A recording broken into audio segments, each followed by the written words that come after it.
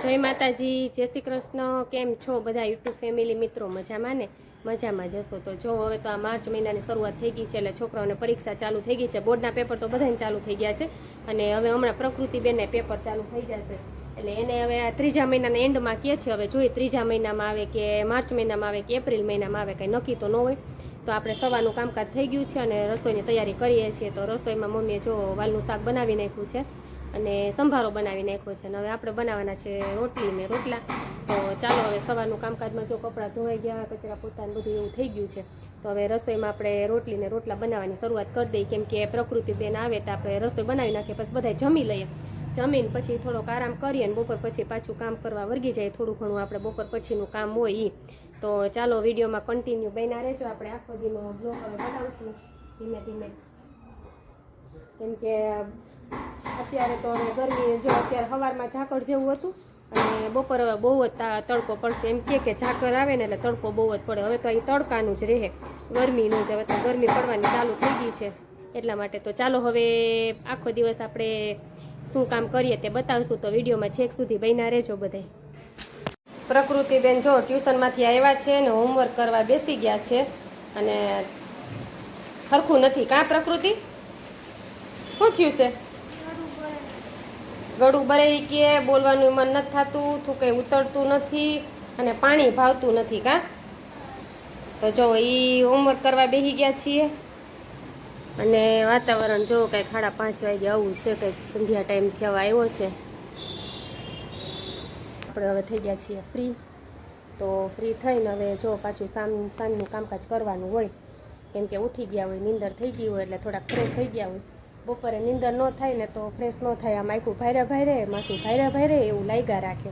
એટલે ફ્રેશ થઈ ગયા છીએ અને સરસથી જો આમાં છે ને નરેશે માછલીને ખાવાનું આપ્યું છે ને અત્યારે આમાં જો તડકો આવે ને એટલે આવું થઈ જાય.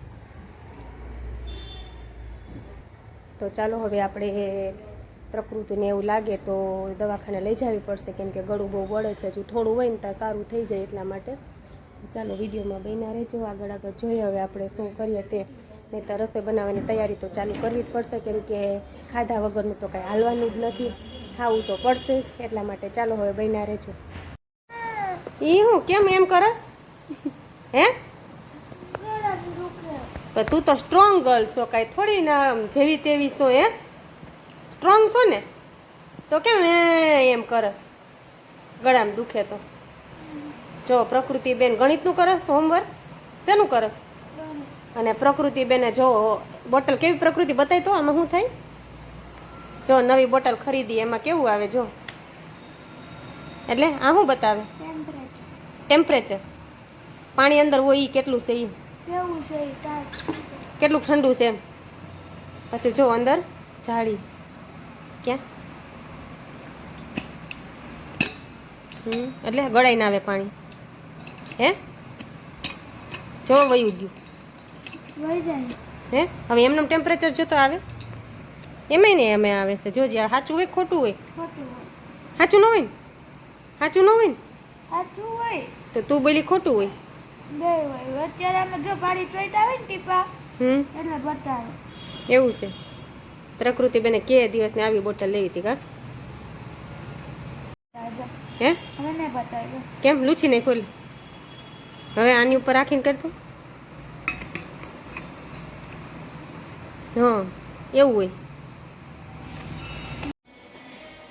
તો આપણે હવે સેવ ટમેટાનું શાક બનાવવાનું છે અને ઓલરેડી પરોઠા બનાવવાના છે, એવું ફાઇનલી નક્કી થયું છે. તો સેવ ટમેટાનું શાક બનાવવાનું ચાલુ કરી દઉં છું અને પરોઠા બનાવવાના છે. તો જો પરોઠાનો લોટ બંધાઈ ગયો છે. સેવ ટમેટાનું શાક ને પરોઠા તો મને છે ને બે વસ્તુ ભાવતી નથી, એટલે મારું કંઈક અલગથી કરીશ. આનો લોટ સરસથી આપણે બાંધી દીધો છે અને સેવ ટમેટાનું શાક હવે બનાવવાની તૈયારી કરી લીધા. પેલા ટમેટા સુધારી લો, પછી સરસથી ખટા મીઠું કે સેવ ટમેટાનું શાક ભાવે નરેશને, એટલે એ બનાવવાનું ચાલુ કરી દઉં. ચાલો હવે આગળ મળજો વિડીયોમાં. ચોરસી થઈ કોને બનાવ્યું?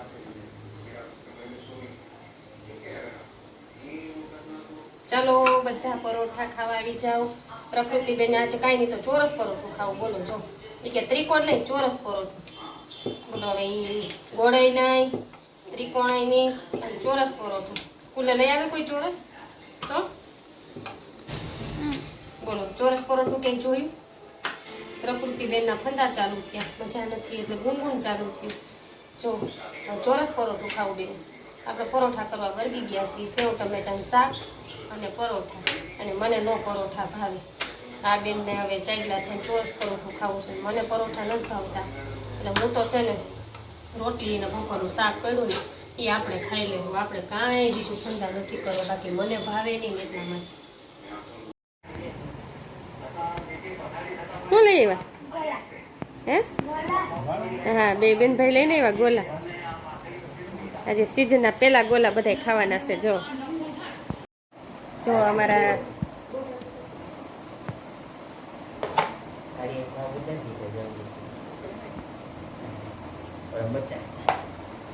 જો ઈ કયો પાઇનેપલ છે? ઈ કોનો પાઇનેપલ? બેનનો ક્રિષ્નો છે.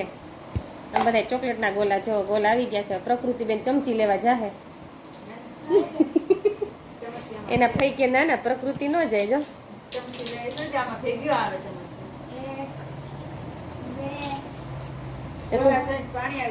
હા, અમારા બધા ફેવરિટ ગોલા. સીઝનના પેલા ગોલા આવી ગયા. કા ઠેઠ ચોમાસાનો વરસાદ આવશે ને ત્યાં સુધી અમારા ગોલા ચાલુ રહે. પ્રકૃતિ બધાને કે ગોલો આપી દે. ચમચી ગોલા હારે જ અપાય.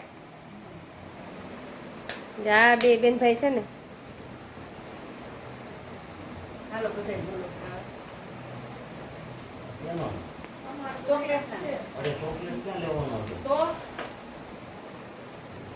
તે દર વખતે ચોકલેટ જ ખાઈ છે.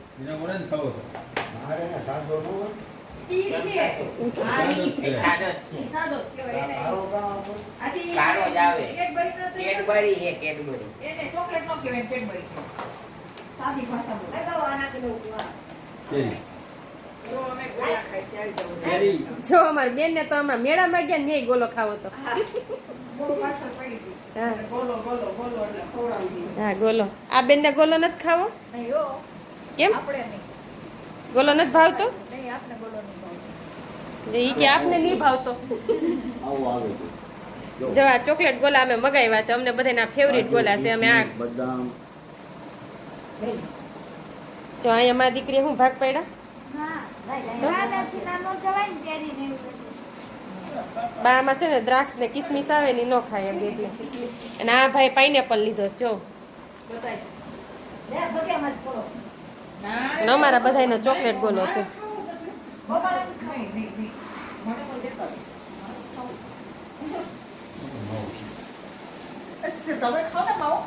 હવે ગોલા જોઈને તો બધાને મોઢામાં પાણી આવી જાય, કેમ કે ગોલાની સિઝન આવી ગઈ છે એટલે. અમે બધા ચાલુ કરી દીધા. પછી અલગ અલગ કોઈ અલગ અલગ મગાવે. કાચી કેરીનો આવે ને પાઇનેપલ આવે ને ઓરેન્જ આવે ને. અત્યારે તો અમારા 2 ફ્લેવરના ગોલા આવી ગયા છે. માર મમ્મી હોત ગોલો ખાય. હાલો બધા ગોલો ખાવા. જો અને માર પપ્પા માં ખાય બેઠા બેઠા. સાહેબ રહ્યા ને સોફે બેઠા બેઠા. આપણે બેહીએ તો આપણે એમ કે કેઠે બેહો. ચાલો બધા ગોલો ખાવા આવી જાઓ.